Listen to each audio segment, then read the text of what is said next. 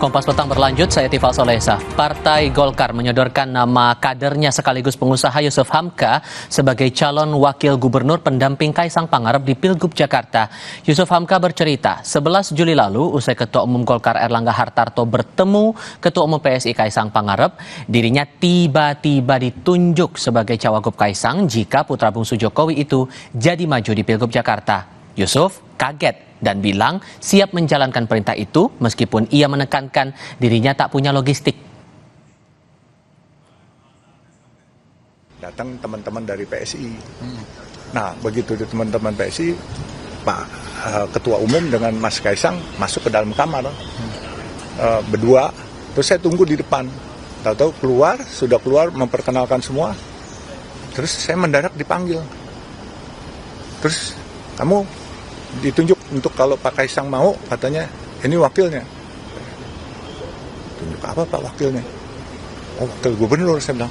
Saya cuma bisa bilang, ini nggak salah Pak, saya nggak punya logistik. Logistik saya bukan buat bagi-bagi rakyat. Saya bilang, wah, saya bilang ini udah perintah. Kata. Oh iya, saya bilang perintah saya tetap jalankan. Nah, kalau rakyat membutuhkan logistik sama saya nggak pernah menjanjikan logistik buat rakyat. Saya menjanjikan kesejahteraan kalian pasti akan lebih baik. Siap nggak siapnya tergantung perintah. Ini kan baru wacana kalau Pak Kaisang di Jakarta. Sekjen Partai Amanat Nasional, Edi Suparno memastikan calon gubernur dan wakil gubernur yang diusung Parpol Koalisi Indonesia Maju akan dibahas bersama. Edi bilang setiap partai punya hak untuk mengusung calon masing-masing. Sementara untuk Partai Amanat Nasional telah mengajukan nama Zita Anjani sebagai cawagup Jakarta. Untuk menentukan paslon yang akhirnya didukung di Pilgub Jakarta, para ketua umum partai akan menggelar forum musyawarah.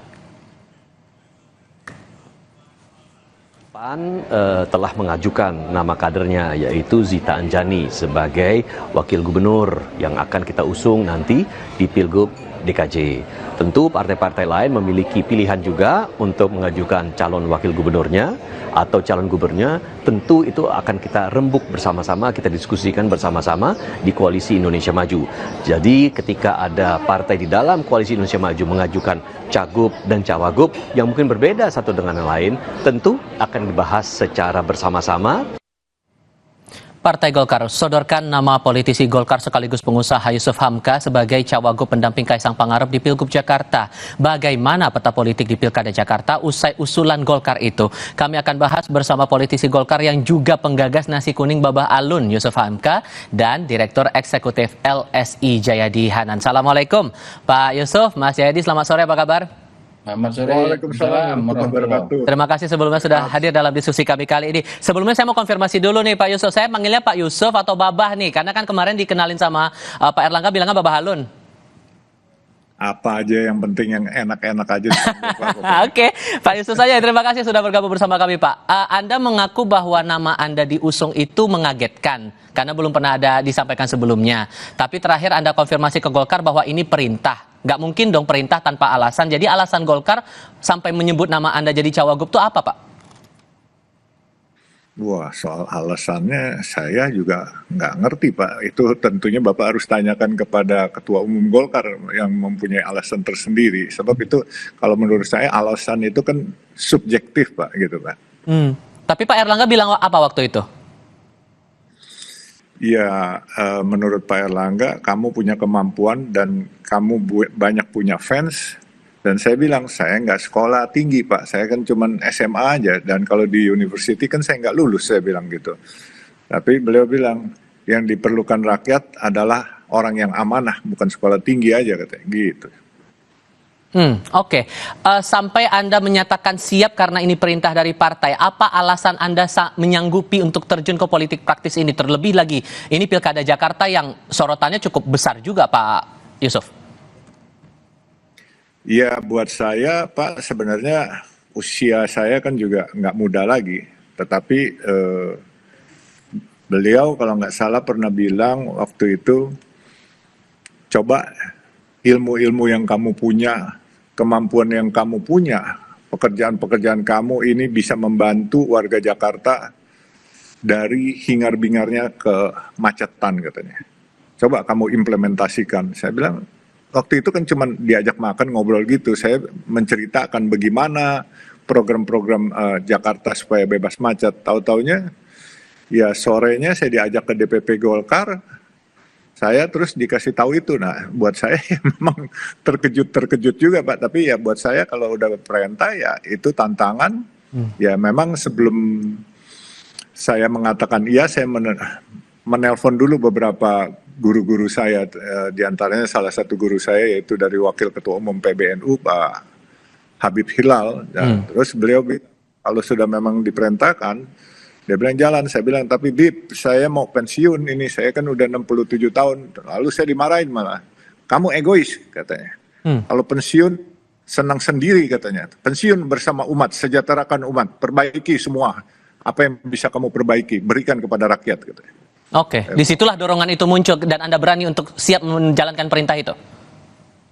Ya, begitulah. Diantaranya dari beberapa tuan guru udah saya tanya, mereka bilang, hadapin tantangan itu. Kalau rakyat mempercayakan kamu, kenapa kamu nggak berani katanya. Saya bilang, ini bukan masalah berani nggak berani. Saya mau pensiun, tapi beliau bilang, kamu egois. Nah, begitu dibilang egois, saya berasa, kok saya nggak egois selama ini, kenapa saya harus egois? Kalau begitu kamu egois, saya cap kamu egois katanya. Oh ya udah baik kalau gitu, tidak egois, saya harus terima katanya.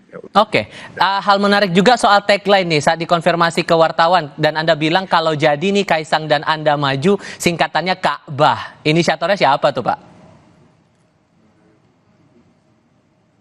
Itu Pak Erlangga sendiri. Jadi waktu lagi sore-sore duduk itu, wah ini bagus nih kalau disingkat jadi Ka'bah katanya. Jadi kita berkiblat kemana? Semua langsung pengurus DPP Golkar bilang kiblatnya Ka'bah katanya. Waduh, saya bilang makin merinding lagi saya. Waduh, katanya berat banget buat saya gitu. Tapi ya, nah ya udahlah kita terima aja gitu. Tantangan bagaimana? Terima Pak. Mas Jayadi melihat nama Yusuf Hamka ini disodorkan dan tampaknya sebelum-sebelumnya juga belum ada masuk dalam radar. Setelah itu Anda membacanya gimana?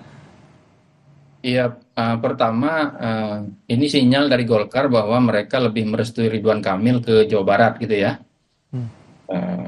Pertama itu. Yang kedua, itu lalu Golkar kemudian karena ada kemungkinan Kaisang yang maju, Golkar tampaknya mengalah lagi gitu. Di Pilpres lalu kan Golkar ngalah tuh.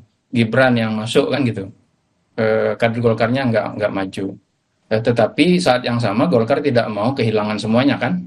Golkar belum menyodorkan nama untuk minimal jadi wagub. Dan itu nama Pak Yusuf Hamka yang muncul. Saya kira Pak Baba Alun atau Pak Yusuf Hamka ini memang ya sebenarnya cukup dikenal termasuk di Jakarta ya. Dan dikenal sebagai orang yang orang kaya, orang elit, tapi dekat sama masyarakat, kira-kira gitu. Jadi itu saya kira satu modal yang cukup baik untuk berlaga di Jakarta. Tapi memang sementara ini data-data menunjukkan nama Baba Alun atau nama Pak Yusuf Hamka belum masuk radar masyarakat. Ada dua kemungkinan mengapa belum masuk radar masyarakat. Pertama, tingkat popularitasnya mungkin belum sampai setinggi yang lain. Jadi begitu. Atau yang kedua, mungkin popularitasnya sudah cukup baik, tetapi masyarakat belum berpikir atau tidak mengira kalau Baba Alun akan maju sebagai kepala daerah, apalagi sebagai wakilnya anak muda Kaisang ya di Jakarta. Secara keseluruhan, saya kira ini memang masih wacana seperti disampaikan oleh banyak pihak ya. Apalagi kalau untuk wakil gubernur di Koalisi Indonesia Maju itu kemungkinan sejumlah partai kepengen wakil gubernur kan. Jadi kemungkinannya bakal sulit nih, akan ada dinamika yang baru lagi. Kalau saya kira Kim dengan adanya sementara ada Pak Jokowi dan Pak Prabowo di Kim, mungkin keduanya yang akan lebih berpeluang, lebih punya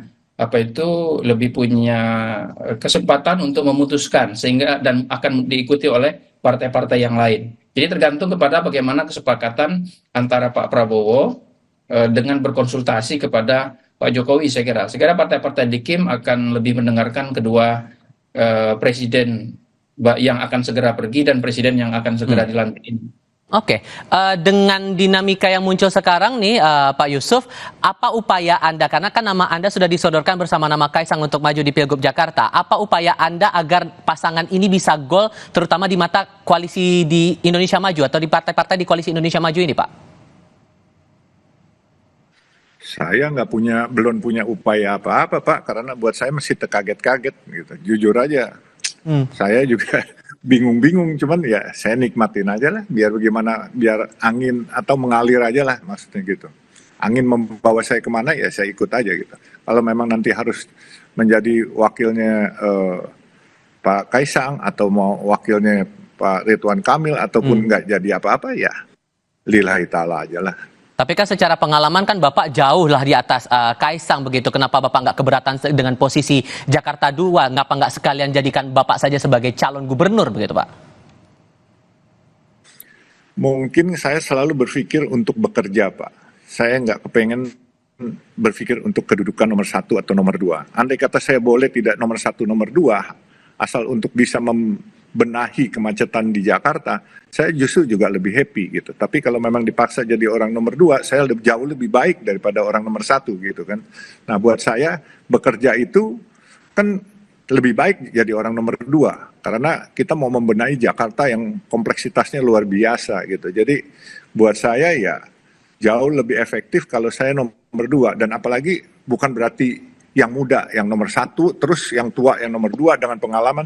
Nggak begitu pola pikirnya. Kalau yang dulu mungkin kita pakai moto yang muda yang bercinta, tapi sekarang yang muda yang berkarya nyata. Jadi buat saya tidak memikirkan muda atau tua lebih hebat, tetapi buat saya juga tidak memikirkan yang sekolah atau tidak sekolah lebih hebat. Buktinya saya nggak sekolah, tapi saya bisa bekerja lebih baik lah di antaranya daripada teman-teman yang lain. Nah, mungkin juga polanya yang ya kalau yang muda di atas saya juga nggak keberatan, karena apa? Saya dari dulu ya gimana ya, karakter saya kan ngemong. Kalau boleh bilang tuturi handayani lah gitu. Oke. Mas Jayadi, kalau Pak Yusuf saja kaget begitu dengan namanya disebut sebagai kandidat untuk Pilgub Jakarta, Anda membacanya seserius apa Golkar akan mengusung pasangan ini maju nanti di Pilgub? Belum tahu, saya masih harus dilihat ya, karena ada juga dugaan jangan-jangan ini cuma exit strateginya Golkar, karena kan Golkar kader Golkar itu Ridwan Kamil kan dicalonin sama antara lain ya, meskipun belum resmi, sama Gerindra kan, tapi Golkar terus-menerus kelihatannya berhitung, dan kayaknya Golkar lebih berat untuk memajukan Ridwan Kamil di Jawa Barat gitu. Nah, bagaimana caranya untuk keluar dari dilema itu? Golkar kemudian memajukan nama dari internalnya. Yang menarik kan Golkar itu punya 3 nama lain sebetulnya yang sudah dikasih surat tugas kan di Jakarta, yaitu Pak Erwin Aksa, lalu Pak Zaki, dan Pak Ridwan Kamil kan. Iya. Mestinya kan kalau kita lihat surat tugas itu, Golkar lebih dulu memberikan namanya ke Pak Zaki atau ke Pak Erwin Aksa gitu. Dan dua-duanya juga mirip-mirip dengan Pak Erwin Aksa, itu mirip sama Pak Yusuf. Selain kader partai adalah pengusaha sukses kan gitu, punya jaringan yang juga cukup luas. Pak Zaki adalah mantan bupati di Tangerang yang cukup berprestasi ya, cukup dikenal, dan ketua Jakarta. Jadi itu memang menarik. Kenapa lompat gitu ke kader yang belum pernah dipikirkan. Saya juga belum terpikir terus terang Bapak Yusuf. Kalau Bapak Yusuf akan maju sebagai calon kepala daerah, melihat aktivitasnya selama ini yang memang lebih fokus pada kerja-kerja real di lapangan ya, termasuk yang berkaitan langsung dengan mengatasi persoalan-persoalan kelaparan, kemiskinan di masyarakat dan sebagainya. Oke, terakhir untuk Anda Pak Yusuf, karena nama Anda sudah disebut oleh Pak Erlangga untuk maju di Pilgub Jakarta, sudah sedalam apa pembicaraan Anda dengan Mas Kaisang? Belum ada pembicaraan lebih lanjut, dan saya mengenal Mas Kaisang hari itu nggak lebih dari 1 jam, 1 jam setengah, waktu beliau datang jam 5:30, terus kemudian setelah konferensi pers tidak ada komunikasi juga, tapi Pak Erlangga memesankan saya tetap siap dan kamu harus mewakili Partai Golkar untuk membantu Mas Kaisang kalau Mas Kaisang mau di Jakarta. Dan dengan pengalaman kamu yang sudah melintang di infrastruktur, tentunya bagus sekali. Jadi duet antara yang muda dan yang lebih berpengalaman. Nah, terus saya bilang, Pak, tapi saya harus bagaimana? Saya maunya kerja, Pak. Saya memang praktisi nih di lapangan. Oh ya, nanti bagi tugas saja kalau memang jadi, katanya minta arahan dari Pak Kaisang gitu. Oh ya udah, sampai sekarang saya belum dapat arahan, sehingga saya menunggu. Kalau jadi, monggo, saya tinggal diperintah. Saya kan namanya orang praktisi, Pak. Gampang aja langsung kerja gitu.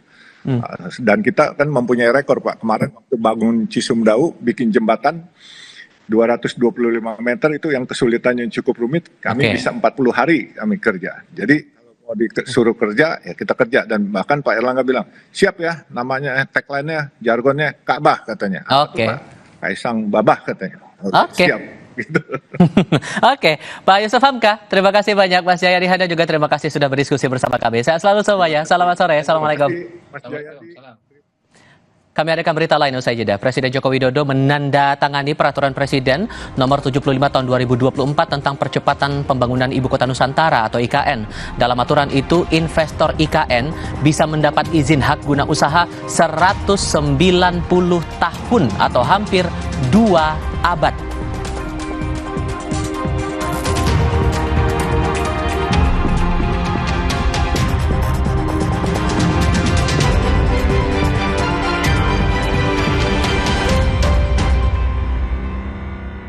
Seorang bangsawan Bugis yang rela menanggalkan gelar ningratnya demi berdirinya sebuah negara merdeka, Republik Indonesia.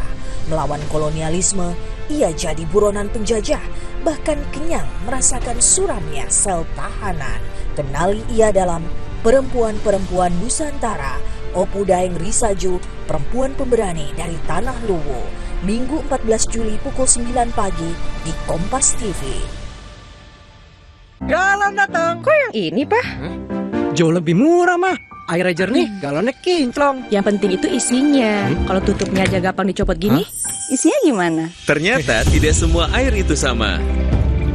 Ini buktinya, murninya Aqua dalam galon yang dibersihkan 20 kali, diisi tanpa tersentuh tangan, dan ditutup sempurna. Jadi mending murah apa sehat, Pak? Ya, sehat dong. Aqua, 100% murni, 100% aman. We're in the land of the birds now. Okay, Nature Boy, what's that bird then?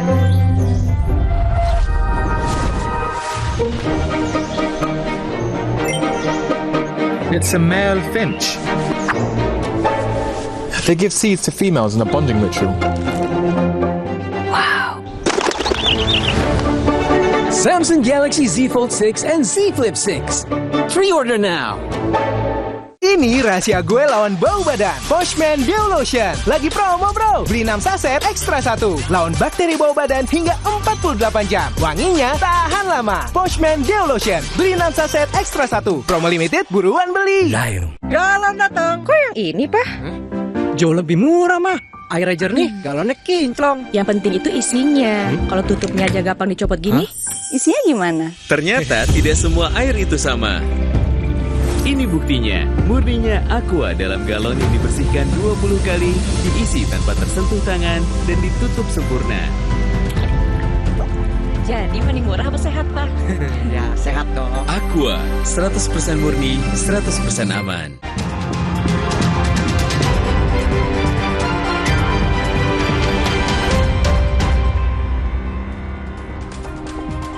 Bertemu kembali, kecelakaan maut terjadi antara minibus pariwisata dan truk tronton di jalur tol Solo Semarang sekitar wilayah Boyolali, Jawa Tengah.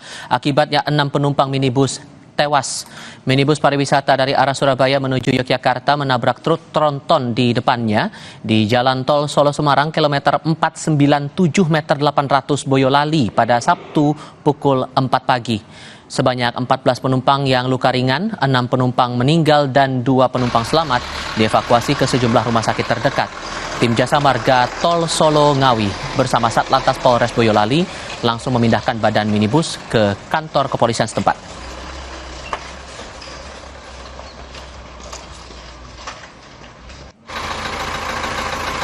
Topik berikutnya, Presiden Joko Widodo menandatangani Peraturan Presiden Nomor 75 Tahun 2024 tentang percepatan pembangunan Ibu Kota Nusantara atau IKN.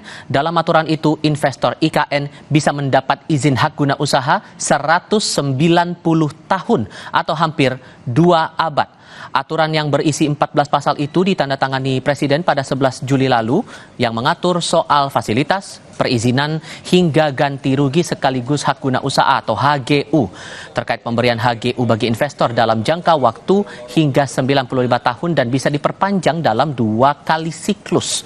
Dalam Perpres juga disebutkan percepatan pembangunan IKN bertujuan membentuk ekosistem layak huni.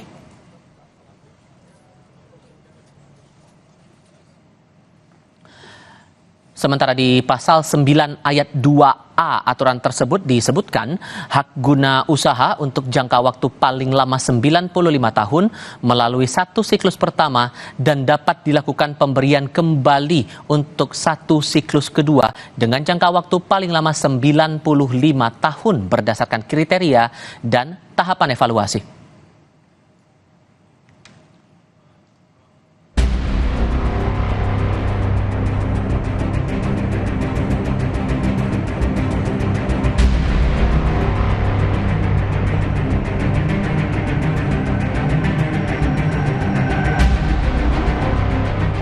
PDI Perjuangan mengkritisi molornya waktu pemindahan ibu kota negara dari Jakarta ke ibu kota Nusantara, menandakan proyek IKN merupakan kebijakan yang dibuat dengan tergesa-gesa. PDIP menegaskan semestinya pemerintah tak perlu ambisius sampaikan target ke publik, tapi fokus kerjakan saja pembangunan IKN. Pembangunan itu dia tidak bisa langsung seperti menciptakan sulap simsalabim dalam waktu cepat dia akan bisa selesai. Nah tentu kita lihat semuanya ya, target-target itu kan meleset, bahkan sampai ngantor di sana pun meleset. Nah artinya apa? Bahwa Presiden menyampaikan target sekian, nah kemudian kan direvisi sendiri oleh Presiden seperti itu.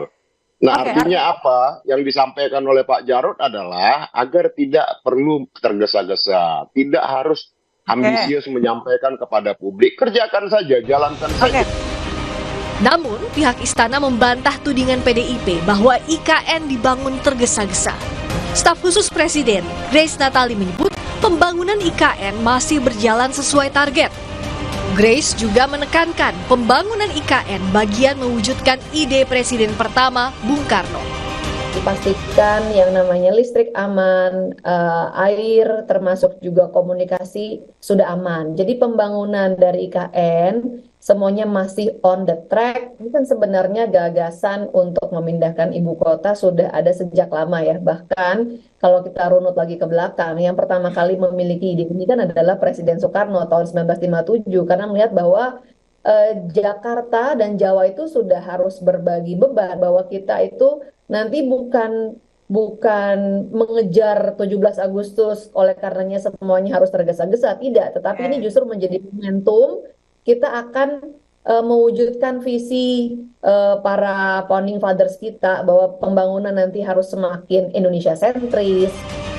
Presiden Joko Widodo pernah menyebut akan berkantor di IKN pada akhir Juni atau bulan Juli. Namun seiring waktu berjalan dan melihat perkembangan ibu kota baru, Presiden menyatakan IKN belum siap karena fasilitas air dan listrik belum tersedia. Tim Liputan Kompas TV.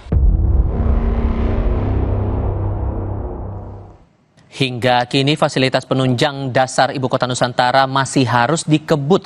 Belum tersedianya air jadi salah satu faktor hambatan mundurnya waktu Presiden Joko Widodo berkantor di IKN. Saat ini tengah diuji coba kualitas dan kuantitas air yang akan dipasok ke Ibu Kota dari Bendungan Sepaku Semoy. Menteri PUPR sekaligus PLT Kepala Otorita IKN, Basuki Hadi Mulyono menyatakan pada Juli ini sejumlah fasilitas di IKN akan selesai dikerjakan, termasuk sarana air bersih. Menteri Pekerjaan Umum dan Perumahan Rakyat Basuki Hadi Mulyono menyebut jalan tol menuju Ibu Kota Nusantara hingga Pulau Balang sudah bisa dilintasi pada 17 Agustus nanti. Ia mengaku akan mengecek fasilitas infrastruktur dasar itu pada 22 Juli mendatang. Sementara ruas tol seksi 6A Simpang Riko hingga rencana Outer Ring Road IKN dan seksi 6B juga rencana Outer Ring Road hingga Simpang 3 ITCI sudah dimulai pengadaan tanah.